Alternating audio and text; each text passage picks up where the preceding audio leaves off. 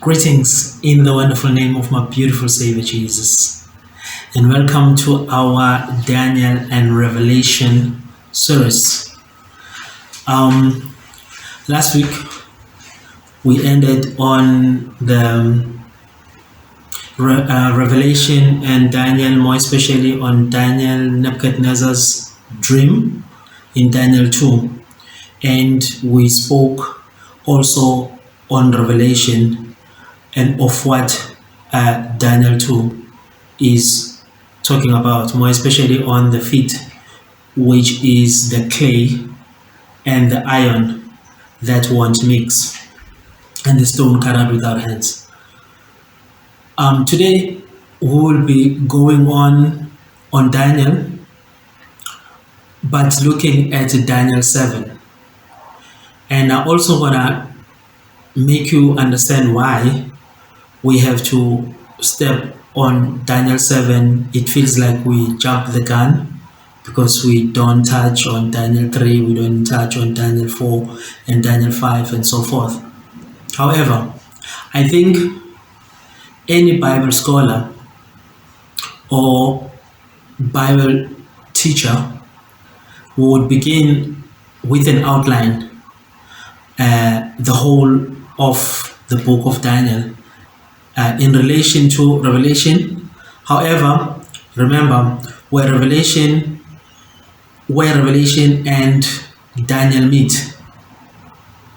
Revelation and Daniel meet in Daniel 2, Daniel 7, Daniel 8, 9, 10, 11, 12.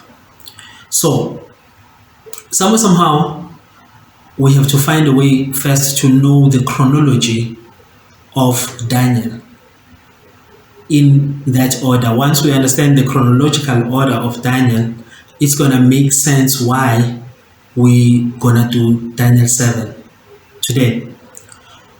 First, let's just give you an overview of the chronology or the chronological order of Daniel.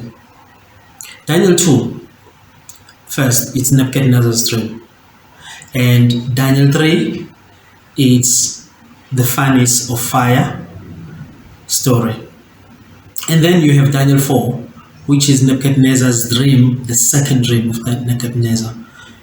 And then you have Daniel 7, that's chronology. What comes after is Daniel 7, which is Daniel's first vision. And then you have Daniel 8, which is Daniel's second vision. And then you have Daniel 5, which is the writing on the wall, if you remember the story. And then you have Daniel 6, which is Daniel's third vision. And then you have Daniel 9. Actually, Daniel 6, it's the lion's den incident. Yes. And then in Daniel 9 is Daniel's third vision. Then you have Daniel 10, 11, 12, which is Daniel's fourth vision. So another way of looking at it is chronologically is that Babylon had 3 kings where Daniel was a servant from being a captive, and he served, or rather he was a servant throughout these 3 kings. The first king, who was Nebuchadnezzar, and under Nebuchadnezzar you have Daniel 2, Daniel 3, and Daniel 4. And then you have the second king, which was Belshazzar, and under Belshazzar you had Daniel 7, Daniel 8, and Daniel 5. And then the last king, which was Darius, and then you have Daniel 9, it's Daniel 6, Daniel 9, 10, 11, 12. So basically that's how the order of the book of Daniel is. So that also speak to the statue of Nebuchadnezzar, but also it speaks to Revelation as well, but we will get into that.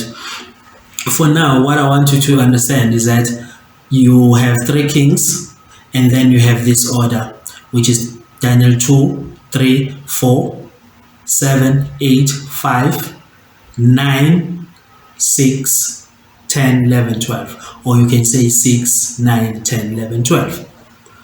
Okay, so that's basically the chronological order of Daniel. Now, which then makes sense that when we come from the Daniel 2, which is Nebuchadnezzar's dream, we're gonna go in chronology. We have to go to the furnace of fire. The furnace of fire, it speaks not much or anything about Revelation, which is, remember that we are doing Daniel and Revelation, or rather Daniel in parallel with Revelation. So you will have then in order Daniel 2, and then you have Daniel 4, which speaks, which is a personal dream to Nebuchadnezzar. So again, it does not touch much on Revelation or what Revelation says. So then Daniel 7, it is then it makes Daniel 7 be the next after Daniel 2. So that's why we jump from Daniel 2 and we go to Daniel 7. Daniel 2 and Daniel 7, it's almost of the same thing. The difference will be is that Daniel 2 was Nebuchadnezzar's dream. It was a dream of Nebuchadnezzar being interpreted by Daniel. But in this case, in Daniel 7, it's Daniel's first vision. It's Daniel's first vision. We're going to read on it through, and then we're going to explain a little bit, but I think it says it all. I think what I want you to find the most here is that Daniel 7 and Daniel 2, they are speaking of the same thing. The difference is this was Daniel's vision, but this Daniel 2 is Nebuchadnezzar's dream. Let us begin. Daniel 7. It reads thus, from verse 1. In the first year of the reign of King Belshazzar, Babylon, Daniel dreamed a dream, receiving visions in his mind while in bed, which he recorded. The dream relating to the summary of events. In Daniel 2, Daniel said, I observed the vision during the night. Look, the four winds of the skies were stirring up the Mediterranean Sea. In 3, four magnificent animals were rising from the sea, each different from each other. You can see the picture there. In Daniel 7:4, the first resembled a lion, but it had eagles. I continued to watch until its wings were plucked off. It was lifted up off the ground, and it was forced to stand on 2 feet like a man. A human soul was imparted to it. 5. Then look, a second animal resembling a bear followed it. It was raised up on one side, and the 3 ribs held between the teeth only in his mouth. Therefore people kept telling it, get up and devour lots of meat. 6. After this I continued to watch, and look, there was another one resembling a leopard with 4 birds' wings on its back. The animal had 4 heads, and authority was imparted to it. 7. After this I continued, I observed the night vision, and look, there was a 4th awe-inspiring, terrifying, and viciously strong animal. It had large iron teeth. It devoured and crushed things and trampled under its feet whatever remained. Different from all other previous animals, it had 10 horns. While I was thinking about the horns, look, another horn, this time a little one, grew up among them. 3 of the first horns were yanked up by the roots. Right in front of it, look, it had eyes like those of a human being, and a mouth that boasted with audacious claims. We know that when we read Daniel 7, it says the same thing, as I said, as Daniel 2. And it says the same thing also as Daniel 8, which we'll get into it, which we will be dealing with maybe next week. So I would like first to look a little bit closer to Daniel 7.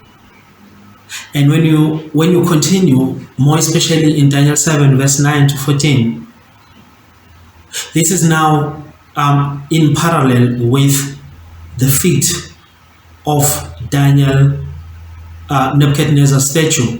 Daniel 9 up until 12, it says, I kept watching. It talks about the Ancient of Days reigns. I kept watching until the Ancient of Days was seated. His clothes was like white like a snow, and the hair of his head was like a pure wool. His throne burnt with flaming fire, and its wheels burned with fire. 10. A river of fire flowed out from before him. Thousands upon thousands were serving him, and millions upon millions waiting before him. The court sat in judgment, and the record books were unsealed. I continued watching because of the audacious words that the horn was speaking. I kept observing until the animal was killed and its body destroyed and given over to burning fire. Now, as to the other animals, their authority was removed, but they were granted and reprieved from execution for an appointed period of time. Other versions say for its time and half a time. What I want you to see in this picture also is that when you look, it talks about 4 animals whose teeth were of iron and his nails of brass, which devoured and brake the pieces and stamped the residue with his feet. In 20, and of the 10 horns there were in his head of the other which came up, and before whom 3 fell, even of the horn that I had eyes, and the mouth that spake very great things, whose look was more stout than his fellows. I beheld the same horn made war with the saints and prevailed against them. Until the Ancient of Days, once again, until the Ancient of Days and the judgment was given to the saints of the Most High, and the time came that the saints possessed the kingdom. And then in 23 it says, thus he said, the 4th beast shall be the 4th kingdom upon the earth, which shall be diverse from all the kingdoms, and shall devour the whole earth, and shall tread it down and break it in pieces. And then 24, and the 10 horns out of the kingdom are 10 kings that shall arise, and another shall arise after them. And he shall be diverse from the first, and he shall subdue the 3 kings.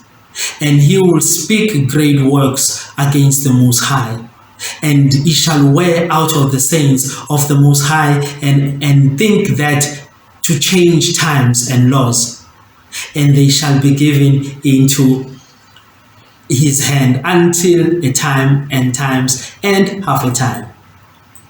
But the judgment shall sit, and they shall take away his dominion to consume and destroy into the end. Now, when you look